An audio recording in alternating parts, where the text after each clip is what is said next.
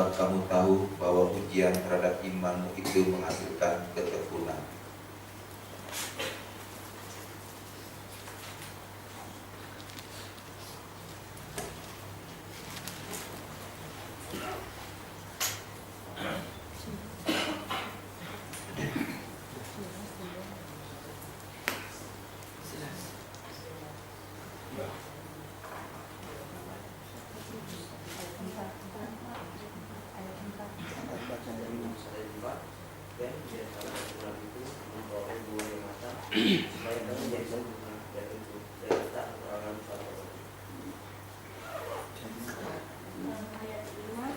Tapi apabila di antara kamu ada yang kekurangan hikmat, hendaklah ia memintakannya kepada Allah yang memberikan kepada semua orang dengan murah hati dan dengan tidak membangkit-bangkit, maka hal itu akan diberikan kepadanya.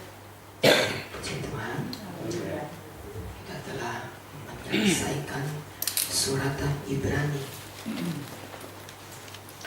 dan pasal-pasal yang menuliskan dari pasal yang ke-12, 13 kita melihat bagaimana ketekunan itu memberkati kita, bahkan membawa kita kepada pengenalan. Sampai pasal 13 kita melihat berakhir dengan nasihat-nasihat untuk tetap setia.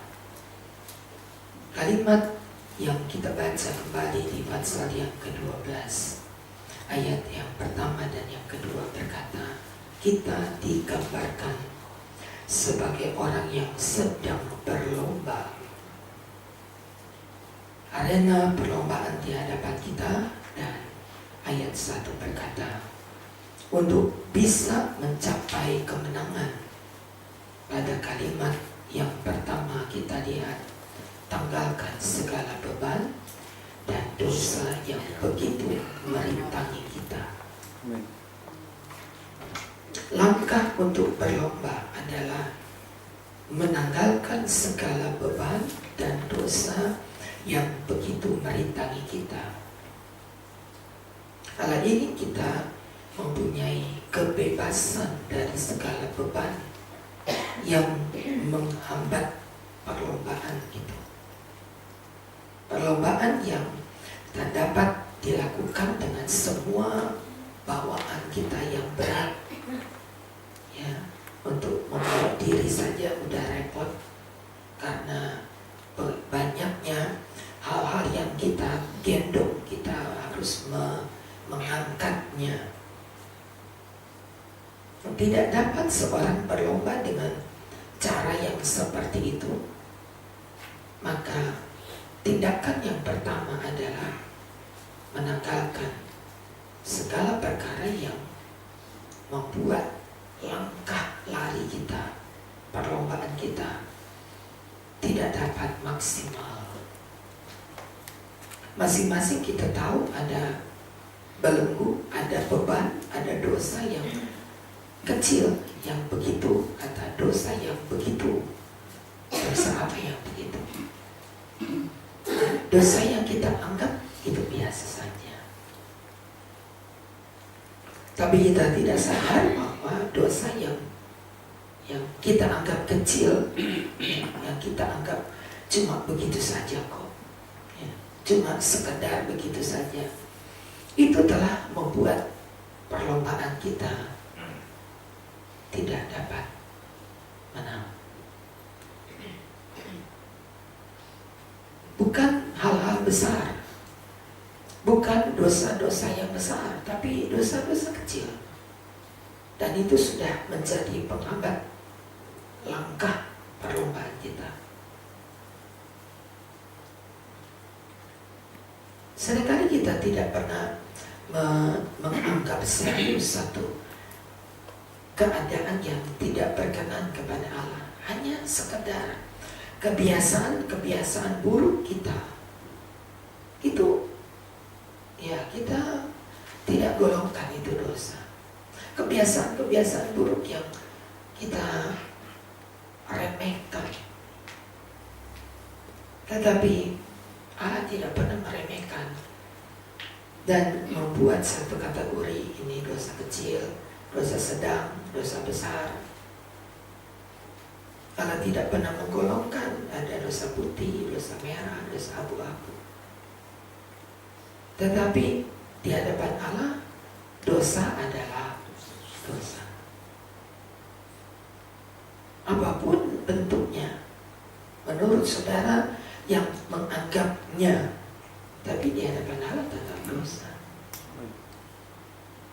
Dan keadaan seperti itulah yang menjadikan kita orang-orang yang gagal. Banyak kali kita berkata, Tuhan, semua sudah aku buat. Seperti pemuda yang datang itu ya kepada Yesus malam hari, dan dia bertanya, apa yang aku harus lakukan untuk masuk ke dalam kerajaan Allah? Yesus berkata, lakukanlah perintah Allah. Oh sudah, dari kecil saya sudah melakukan seluruh perintah Allah dari kecil, dan itu tidak perlu diragukan. Aku pelaku Taurat yang baik. Lalu Yesus berkata satu hal yang kurang padamu. Justru kesombongannya itulah dosa. Jual apa yang ada padamu dan datanglah kemari. Ikutlah aku. Menganggap bahwa semuanya telah aku lakukan, apa lagi yang belum? Saya sudah lakukan ini. Oh, bahkan mungkin dia bisa katakan, dia bisa taruh dalam satu daftar. Aku sudah buat anu. Semua sudah melakukan. Ada satu hal yang kurang. Barangkali di hadapan manusia kita sudah sempurna, tidak ada kekurangan. Tapi lebih baik kita berkata, tegur aku dan katakan sesuatu, supaya aku sadar apa kesalahanku. Katakan sesuatu, Tuhan. Ayat yang kelima, jangan anggap enteng didikan Tuhan. Jangan putus asa bila engkau diperingatkannya. Karena Tuhan mengajar orang yang dikasihi dan ia menyesal orang yang diakui sebagai anak. Seorang bapak akan sangat mendapatkan anak, bahkan anak yang sangat diharapkan itu menjadi orang yang berhasil. Sangat mengharapkan. Tidak ada seorang bapak yang tidak mengharapkan demikian. Untuk mencapai harapan itu, bapak itu tidak hanya bisa memberikan. Apa yang dimintanya iya, apa yang dimintanya iya. Yang penting kamu berhasil. Gak berhasil, anak yang begitu malah gak berhasil. Tapi ketika kita didik anak itu, kita ajar anak itu dengan ukuran didikan, bukan dengan ukuran kemarahan, tapi dengan ukuran didikan.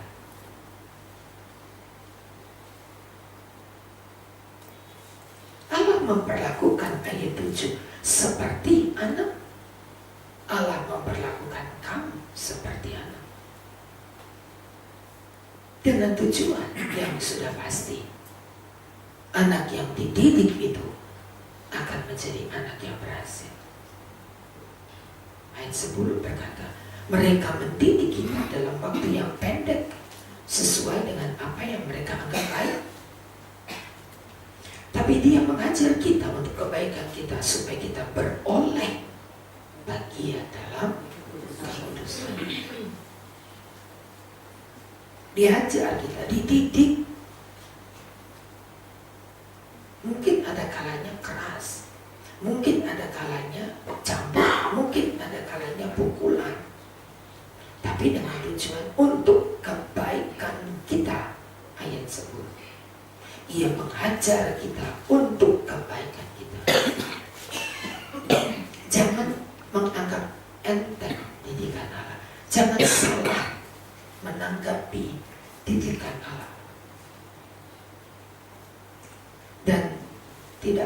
Allah mengajar melampaui kemampuan untuk kita terima. Seorang bapak yang memang seorang bapak. Kita lihat di televisi bagaimana seorang bapak tiri yang mengajar anak yang masih 4 tahun. Ketika dia pulang tidak membawa 40.000 rupiah hasil ngamen, maka anak itu dipukul, disundut rokok, dihajar, ditarik oleh pemerintah dan dibawa ke rumah sakit untuk diobati, disembuhkan, lalu dilepaskan dari tekanan seorang bapak tiri. Kita melihat itu bukan bapak benar itu. Kalau dia tidak pulang membawa uang 40.000 rupiah, lidahnya disulut rokok 4 tahun. Kemarin anak itu sudah pulang dan kembali kepada keluarga.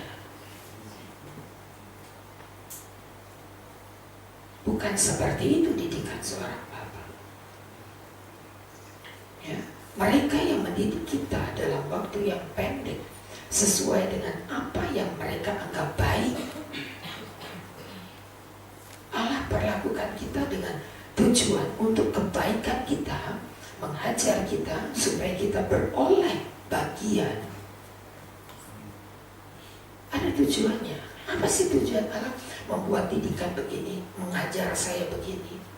Kenapa kok Tuhan izinkan? Itu Tuhan sayang, saudara. Amin. Itu adalah belas kasihan yang ditunjukkan dengan teguran, dengan pukulan kecil, dengan hajaran dalam waktu yang singkat katanya, untuk kita beroleh bagian dalam kekudusannya. Memang didikan itu ketika diberikan tidak mendatangkan sukacita. Ketika dididik, ketika diajar, itu kita tidak merasakan ada sukacita, tapi ada duka cita. Tetapi ayat 11, kemudian ia menghasilkan buah kebenaran yang memberikan damai kepada orang yang dilatih olehnya.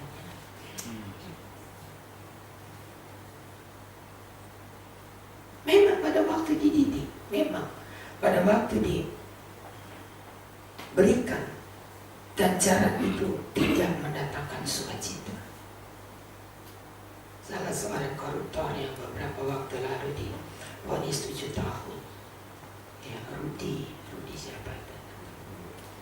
Nanti kalau divonis, pengadilan memvonis dia 7 tahun. Dia berkata, saya terima. Semoga dengan waktu yang saya harus lewatkan di tempat ini, saya akan belajar untuk jadi lebih baik. Baru itu koruptor yang menerima hukuman memang lebih ringan daripada tuntutan jaksa. Tapi kalimat saya menerima, hingga gak perlu naik banding, gak perlu naik mau kasasi dan sebagainya, nggak perlu. Tapi saya menerima. Dia tidak kompromi dengan para pembela pengacaranya, tapi dia berkata saya menerima. Semoga saya bisa belajar untuk lebih baik.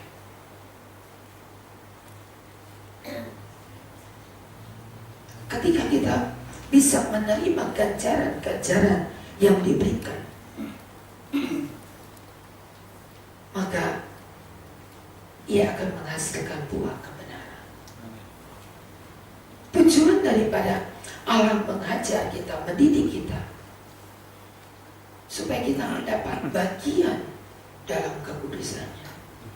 Ini hal-hal ini yang seringkali menjadikan kamu gak kudus. Karena ketika ada dosa, sekecil apapun dosa itu membuat seluruh hidup kita gak kudus di hadapan Allah. Padahal kecil loh, berkata cuma begitu kok Tuhan, cuma bercanda kok Tuhan, serius. Barangkali kita anggap dosa-dosa sederhana, dosa kecil itu adalah sesuatu yang sekedar. Tapi firman Allah berkata, tetap sekecil apapun itu adalah dosa yang harus dibuang untuk kamu mendapat bagian di dalam kekudusannya. Saya yakin tidak ada seorang pun di antara kita yang ingin berbuat dosa. Tidak ada. Tetapi kelemahan-kelemahan, kebiasaan-kebiasaan yang buruk itu telah membuat kita melekat dengan dosa itu. Dan dengan adanya apa yang melekat kepada kita, kita gak bisa melangkah dengan maksimal dalam perjalanan perlombaan yang baik. Gak bisa, karena ada yang menghambat. Iblis akan pakai itu sebagai jalur masuk untuk menuduh kita. Karena kesempatan yang sekecil apapun dipergunakan oleh iblis untuk dapat merampas seluruh yang baik dari kita. Karena itu firman Allah berkata, tanggalkan segala beban yang begitu merintangi kita. Kita minta kepada Tuhan supaya tidak dibiarkan kita terus tanpa sadar berada pada jalur yang salah terus. Kita anggap nggak apa-apa, kita anggap tidak ada masalah, kita anggap nggak ada hukuman. Jadi jalan terus dengan dosa yang melekat, terus saja berjalan. Kita nggak perlu cari dosa besar. Kita yakin bahwa tidak ada seorang pun kita akan lakukan dosa-dosa yang besar. Kita bukan pembunuh, kita bukan pezina, kita bukan pelahap seperti banyak orang melakukan. Kita hindari semua dosa-dosa yang besar, benar. Tapi ada dosa-dosa kecil yang melekat tanpa kita mau dilepaskan. Karena kita anggap itu kebiasaan yang biasa. Supaya kamu mendapat bagian dari kekudusan. Kalau dosa kecil ini tidak dibuang, kamu tetap menjadi orang yang berdosa.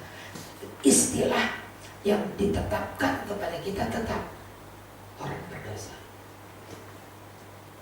Walaupun itu kecil, walaupun itu tidak seberapa. Aduh, apa sih? Itu kecil kok, tidak seberapa itu.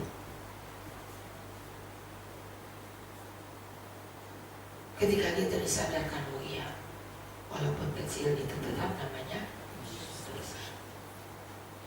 Dan Allah tidak mau dengan kecilnya dosa kita terbunuh. Ganjaran kecil ini yang harus kita sadari. Ini kasih Allah. Allah tidak mau dalam hidup kita, dalam keluarga kita, dalam pekerjaan kita, dalam anak-anak kita ada kecil dosa yang kita anggap nggak apa-apa lah. Enggak. Kita nggak akan berkenan hanya karena dosa yang kecil. Kita nggak akan berkenan kepada Allah hanya karena perkara kecil. Kita minta Tuhan tolong, sekecil apapun dosa, ingatkan aku kalau aku lupa.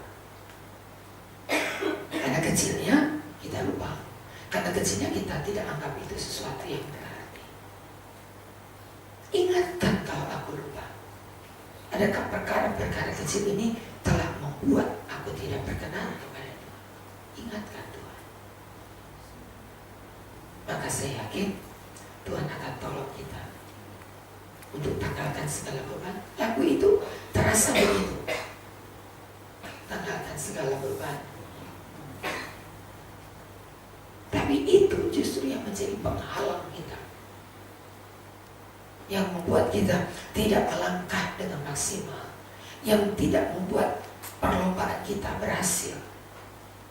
Ada saja iblis akan pakai jalan masuk untuk untuk menghajar kita. Bagi iblis ini kesempatan. Ini baik sekali, ini kesempatan yang langka ini.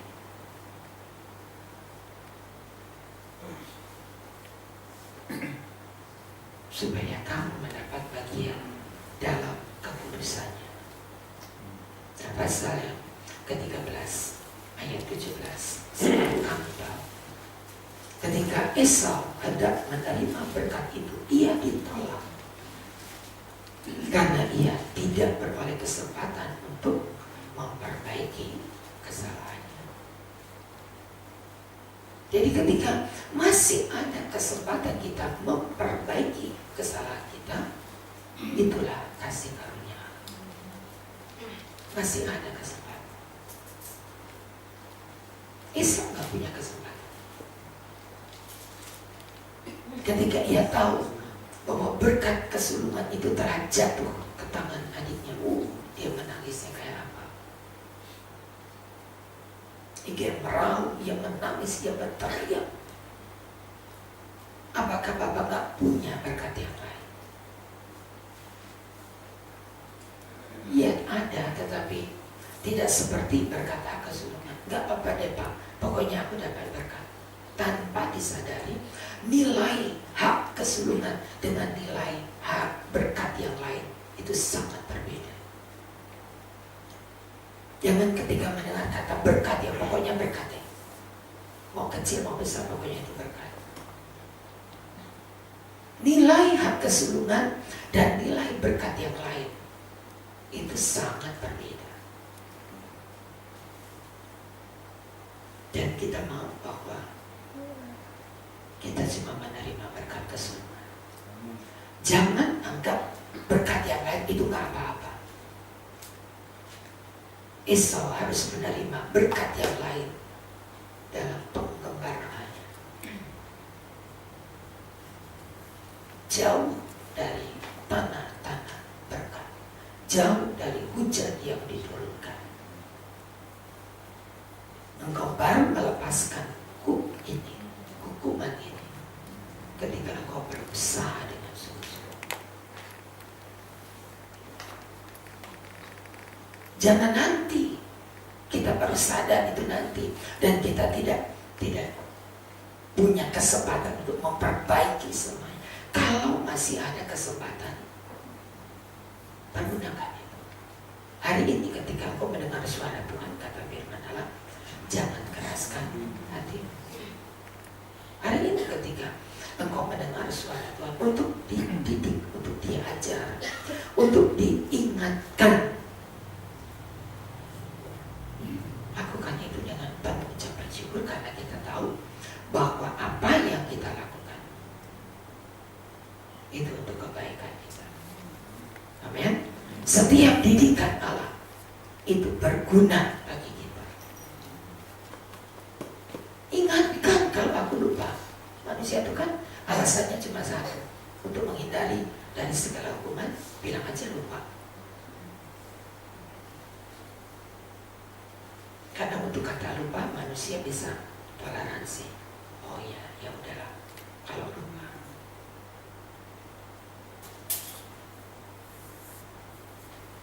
Allah tidak pernah lupa. Ada perkara-perkara yang dicatat dalam buku kehidupan kita dengan catatan yang jelas. Di mana, kapan, buat apa, tanggal berapa, jam berapa. Allah punya catatan. Dan Allah tidak mau ini adalah apa yang dipakai oleh iblis untuk nanti menuduh kita. Iblis catat, lebih lagi catatan iblis. Iblis catat. Lalu dia ambil kesempatan itu untuk menuduh kita. Zakaria pasal yang ketiga. Ia menghadap Allah dan dia menuduh kita dengan catatannya. Kita mungkin udah lupa, tapi iblis gak lupa. Deretan kesalahan Imam besar Yosua dicatat oleh iblis, lalu ditampilkan. Ini lihat Tuhan, ini Imam besar besarmu ini, imam besar Yosua ini, coba lihat. Allah melihat catatan dan tidak ada jalan lain kecuali dia berkata kepada pelayan-pelayan yang ada, tukar pakaian. Pakaiannya udah kotor, sudah kumuh, sudah kotor. Karena dosa itu membuat pakaiannya kotor. Tapi Allah berkata, tanggalkan dan kenakan dia pakaian pesta.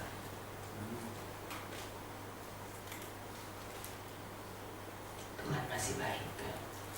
Kemurahannya tidak berubah. Pada Ratapan pasal 3 berkata, selalu baru setiap pagi. Dan pagi ini pun ada kemurahan Tuhan.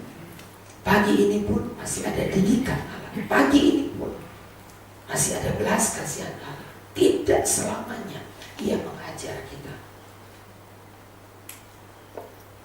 Tiap hari kemurahan yang baru. Besar kasih setia. Dia tahu kok tiap kehidupan kita lebih baik tunduk dan berkata, Tuhan, tunjukkan kesalahanku, tunjukkan apa yang harus aku buat. Tidak berkata seperti pemuda yang bodoh itu. Apalagi yang harus aku lakukan? Semua aku sudah lakukan, apalagi? Pasti Allah masih lihat ada 1-2 bagian kecil yang tidak berkenan kepada Allah. Dan itu membuat penghambat kemajuan iman kita. Pelajari itu, ingat akan hal itu dan belajar untuk rela, ya, rela membuang itu, rela membuang. Pisau firman Allah tajam dan dia bisa membuang. Kalau kita ke pasar lihat tukang daging dengan pisau tajam yang ada, kecil barangkali pisau itu, tapi dia bisa potong pada garis yang memang memisahkan bagian demi bagian daging itu. Begitu rapi dia bisa potong. Itu pisau manusia, pisau tukang daging, pisau Allah lebih. Firman Allah itu bisa menyayat sampai ke sum-sum dan tulang. Izinkan pisau Allah yang membersihkan. Tidak pernah akan, wah, salah deh, salah potong deh. Masa Tuhan salah potong? Dia akan buang bagian-bagian yang tidak berkenan, melekat pada hidup kita. Itu dibuang. Pisaunya cukup tajam. Dan percayalah, setia Allah yang menyesat kita, mengajar kita untuk dijadikan anak kesayangan. Puji Tuhan, mari kita berdoa.